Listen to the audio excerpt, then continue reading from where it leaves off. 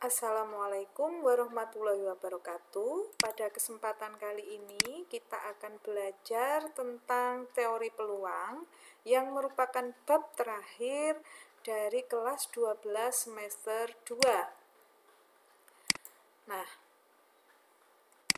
pada pertemuan kali ini kita harus tahu dulu apa sih manfaat belajar peluang agar kita lebih bersemangat pada waktu belajar ya.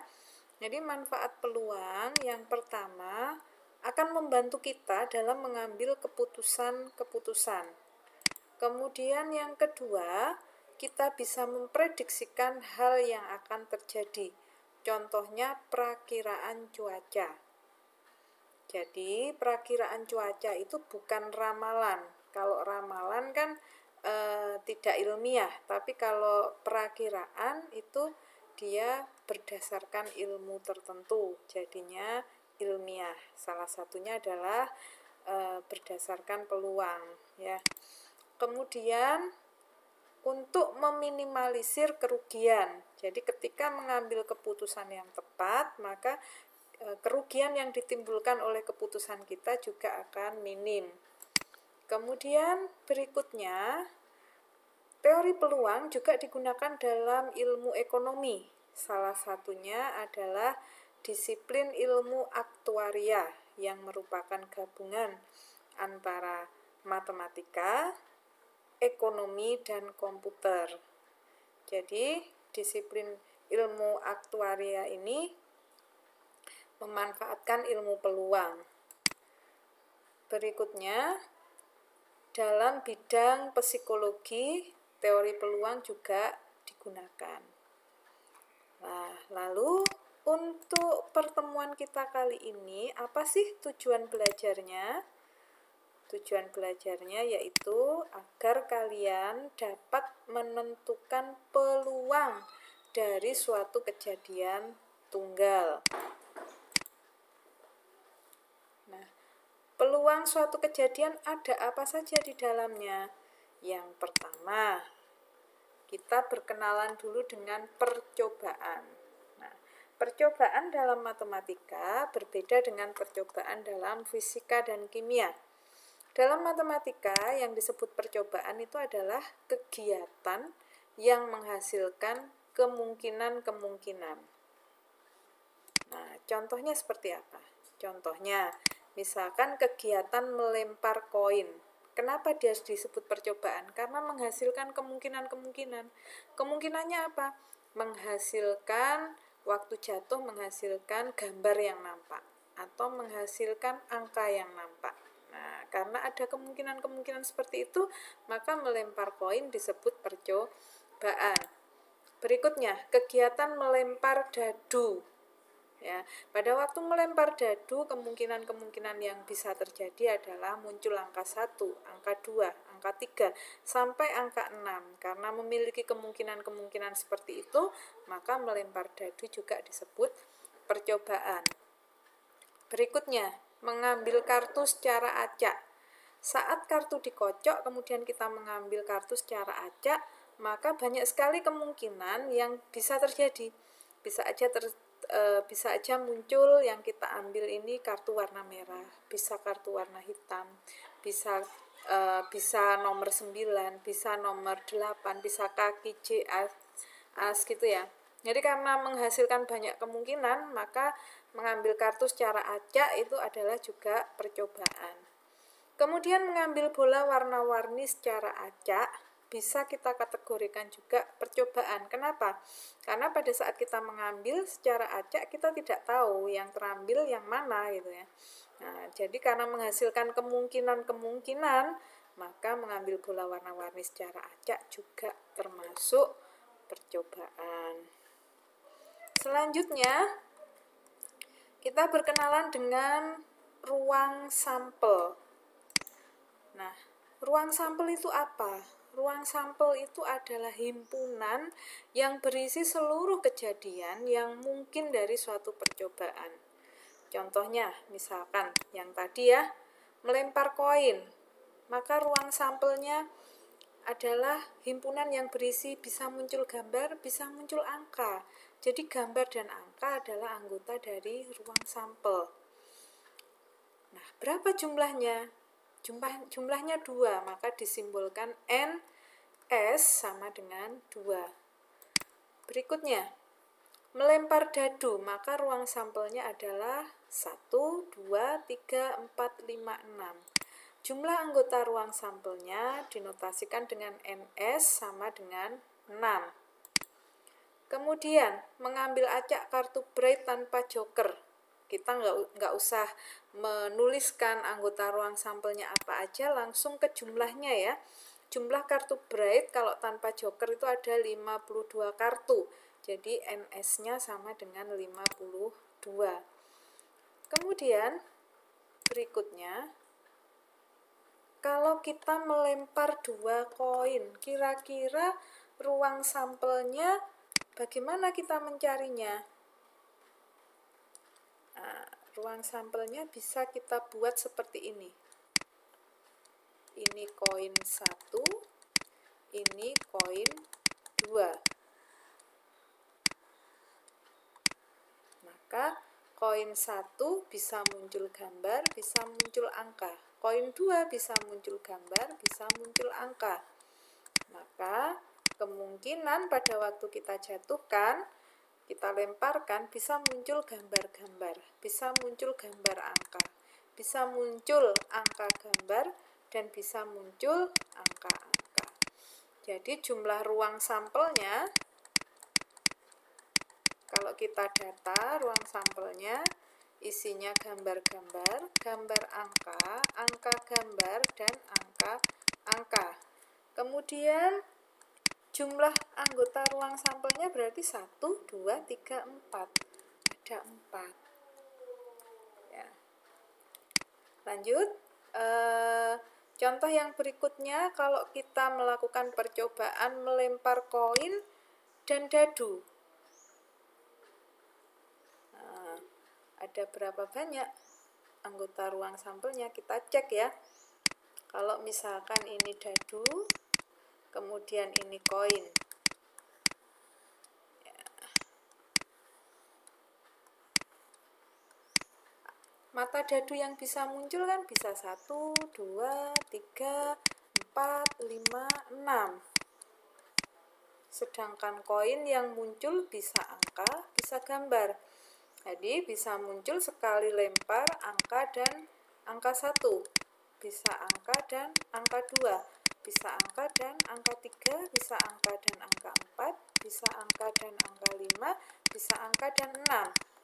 Kemudian gambarnya bisa aja muncul gambar dan angka 1, gambar dan angka 2, gambar dan angka 3, gambar dan angka 4, gambar dan angka 5, gambar dan angka 6. Jadi anggota ruang sampelnya ya A1, A2, A3, A4, dan seterusnya sampai gambar dan 6. Sedangkan jumlah ruang sampelnya berarti itu 2, 3, 4, 5, 6, 7, 8, 9, 10, 11, 12. Ada 12 anggota ruang sampel. Baik, kita lanjutkan. Ada contoh apa lagi berikutnya? Percobaan melempar 2 dadu. Bagaimana kalau 2 dadu dilempar? Ya, kita lihat kalau 2 dadu dilempar, maka ini dadu 1, ini dadu 2. Maka kemungkinannya bagaimana? Ya sudah, mata dadu 1, 2, 3, 4, 5, 6. Terus ini 1, 2, 3, 4, 5, 6. Maka pada satu kali pelemparan bisa muncul 1, 1, 1, 2, 1, 3, 1, 4, 1, 5, 1, 6. Kemudian 2, 1, 2, 2, 2, 3, 2, 4, 2, 5, 2, 6. Bisa muncul 3, 1, 3, 2, 3, 3, 34, 35, 36.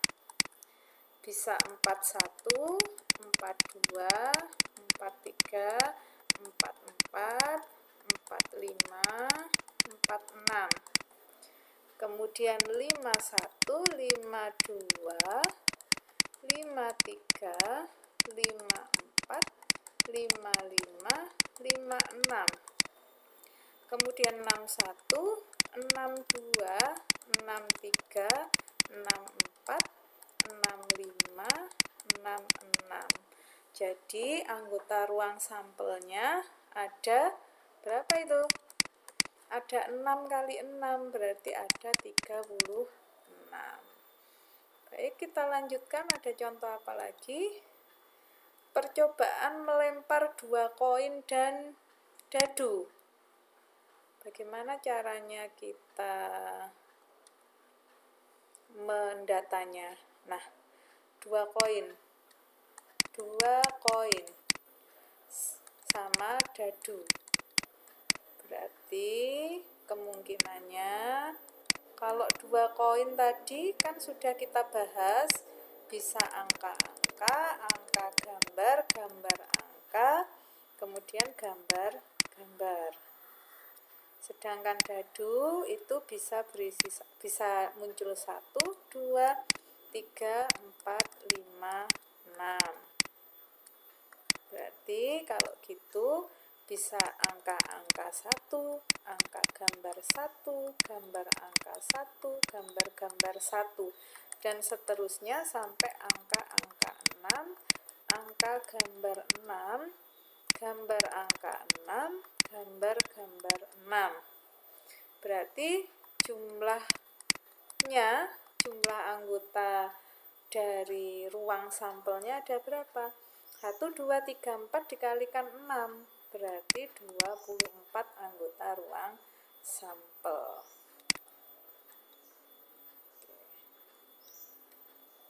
Nah, sekarang kalau percobaan mengambil acak 5 bola merah dan 3 bola putih dari mangkok. Nah, jadi diambil acak 1 kali, jumlah bolanya 5 merah dan 3 bola putih. Maka pengambilan 1 bola tadi, ruang sampelnya ada berapa? Ya, berarti begini. Ruang sampelnya kan 5 bola merah dan 3 bola putih. Berarti jumlah anggota ruang sampelnya ada 8. Gitu. Nah, kalau percobaan mengambil 7 kelereng hitam dan 3 kelereng kuning dari kotak. Ini kurang pas ya. Sebenarnya mengambil 1 kelereng dari 7 kelereng hitam dan 3 kelereng kuning dari kotak. Mestinya begitu ya. Jadi ini NS-nya ada berapa? NS-nya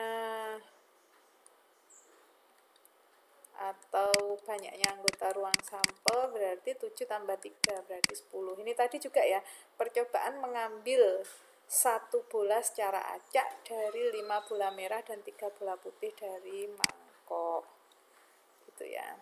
Selanjutnya kita berkenalan dengan kejadian. Yang disebut kejadian itu apa? Kejadian itu adalah himpunan bagian dari ruang sampel. Contohnya bagaimana? Contohnya begini. Misalkan kita melempar 2 buah dadu. Ruang sampelnya beranggotakan berapa? Kalau melempar 2 buah dadu, ruang sampelnya kan ada 12 ya. 12, ada 36 ya. Bentar. Pointer. Ada 36. NS-nya kan sama dengan 36. Seperti di slide berapa tadi lo ya. Ya. Nah, terus kemudian yang disebut kejadian itu bagaimana? Yang disebut kejadian itu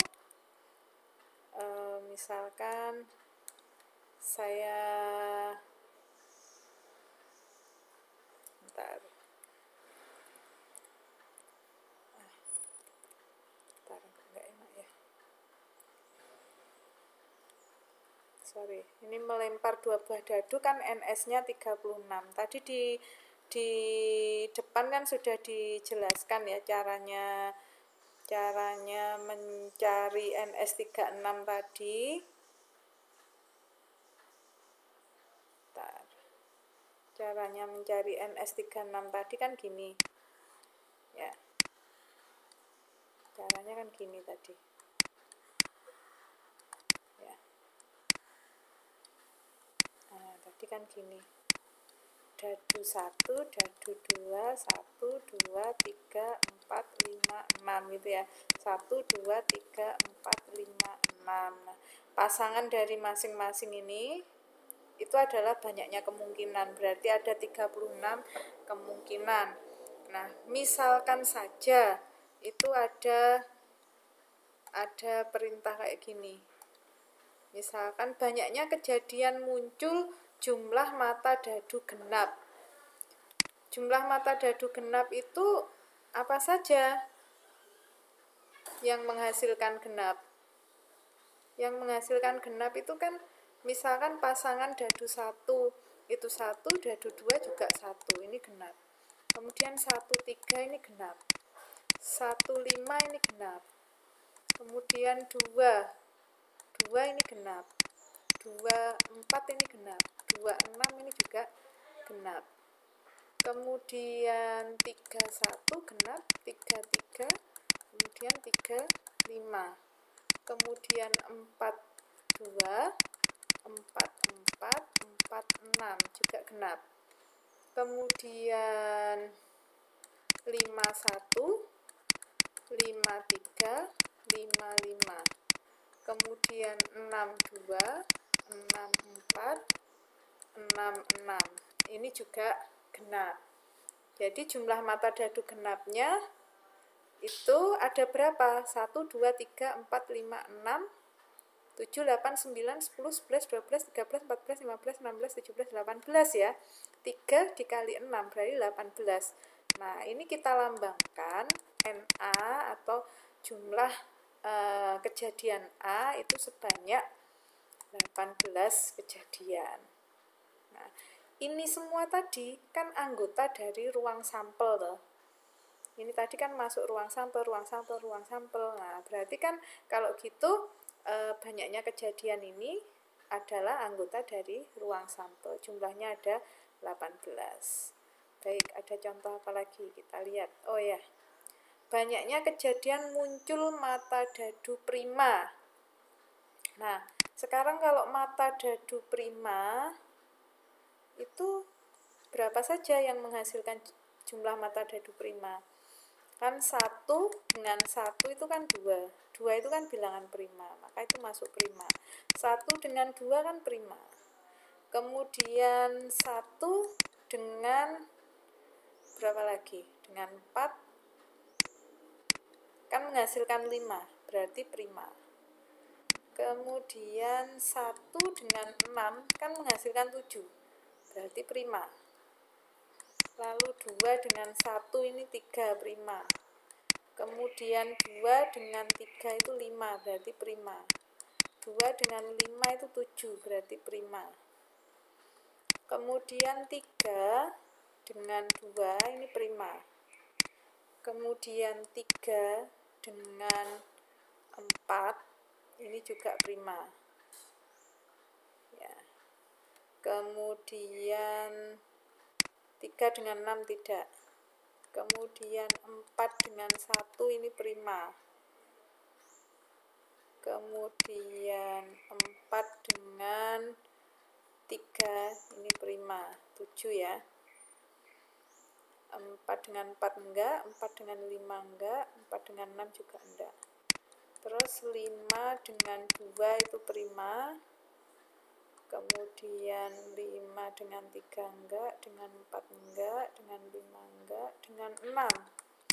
5 dengan 6 prima. 11 ya. Kemudian 6 dengan 1 prima. Kemudian 6 dengan 2 enggak, dengan 3 enggak, dengan 4 enggak, dengan 5. 6 dengan 5 juga prima. Jadi ada berapa yang prima? 1, 2, 3, 4, 5, 6, 7, 8, 9, 10, 11, 12, 13, 14, 15. Jadi banyaknya kejadian kemungkinan muncul mata dadu berjumlah prima itu adalah berapa tadi? Itu 2, 3, 4, 7 ditambah 8 berarti 15. NA nya adalah 15. Lanjut, banyaknya kejadian muncul mata dadu lebih dari 7. Kalau mata dadu lebih dari 7 itu ada berapa saja? Lebih dari 7 itu kan berarti 8, 9, 10, 11, 12 yang paling banyak. Nah, yang berjumlah 8 itu apa saja? 2 dengan 6, kemudian 6 dengan 2, kemudian 3 dengan 5, 5 dengan 3, kemudian 4 dengan 4. Kemudian yang 9 itu 6 dengan 3, 3 dengan 6.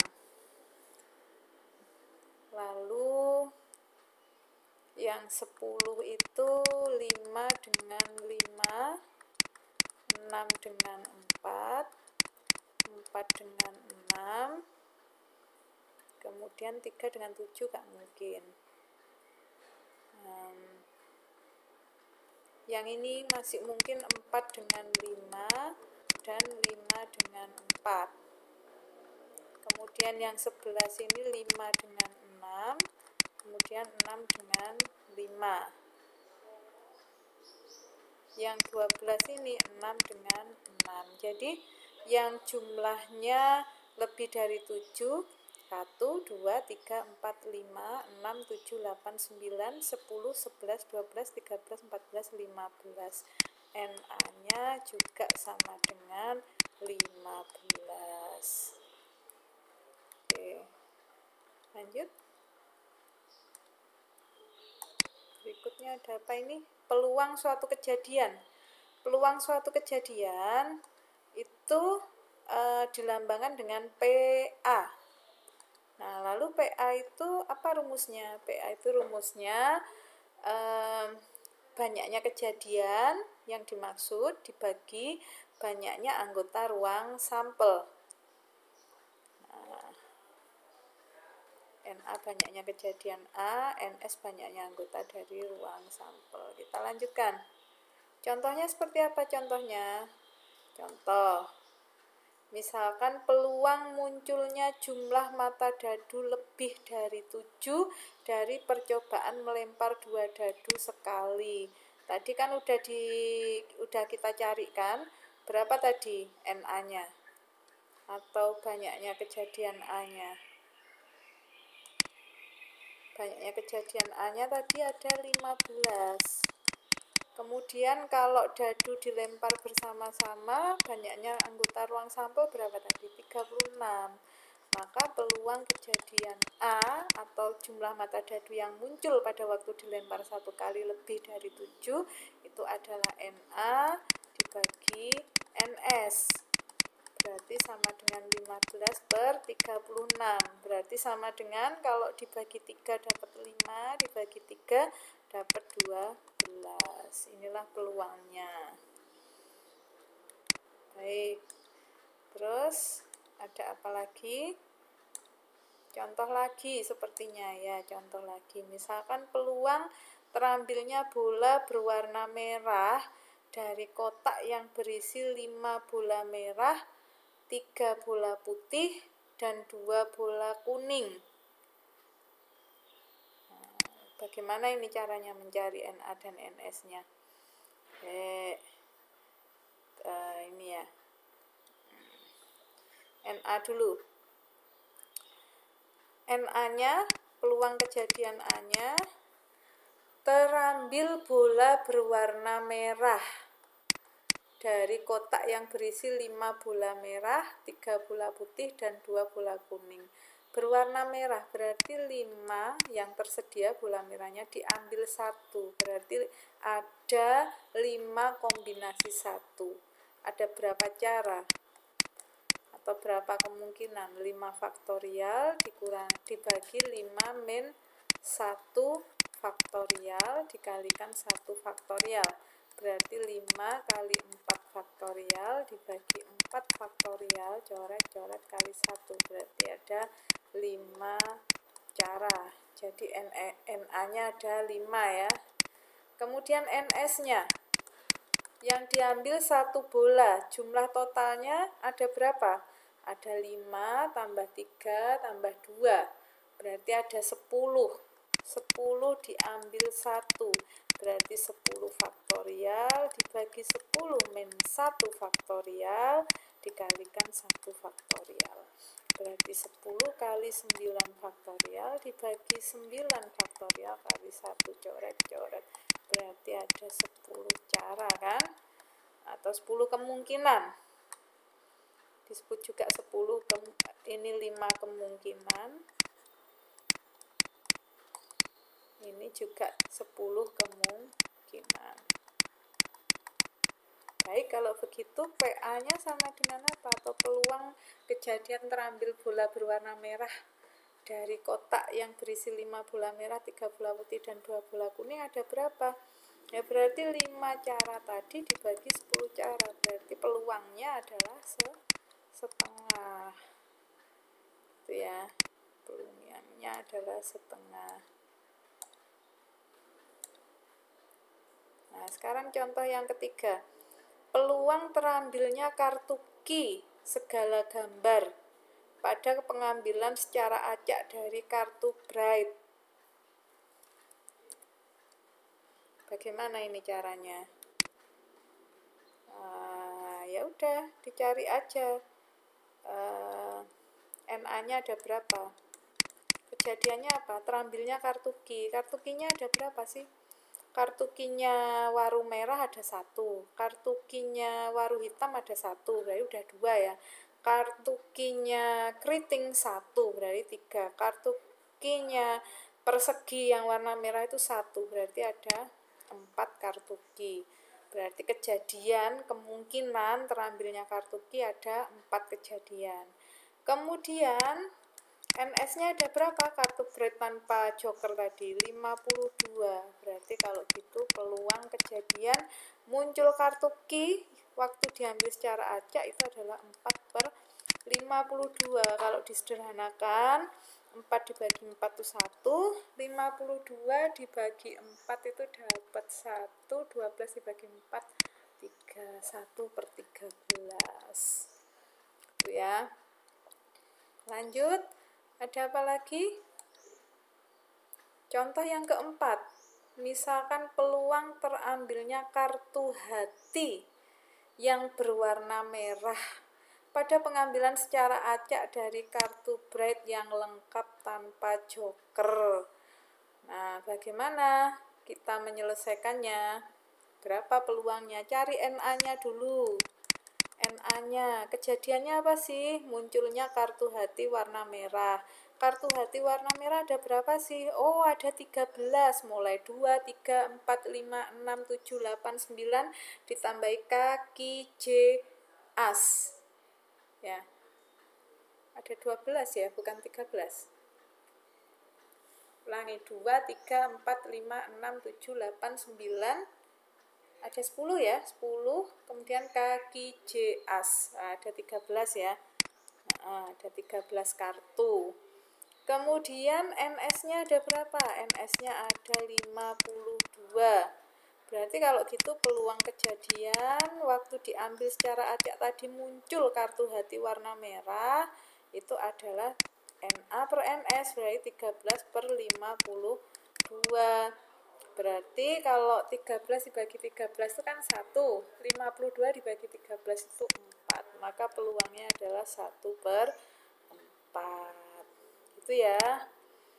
Nah, terus ada apa lagi? Ada contoh lagi. Nah, oh enggak, sudah selesai. Nah, bisakah kalian menyimpulkan pelajaran pada hari ini itu apa? Silahkan kamu tulis ya kesimpulan pelajaran hari ini. Tuliskan kesimpulan hari ini. Pelajaran hari ini. Hari ini. Lalu kirim fotonya. Kamu tulis, terus difoto, kirim fotonya ke GCR kelasmu. Oke, selamat belajar ya.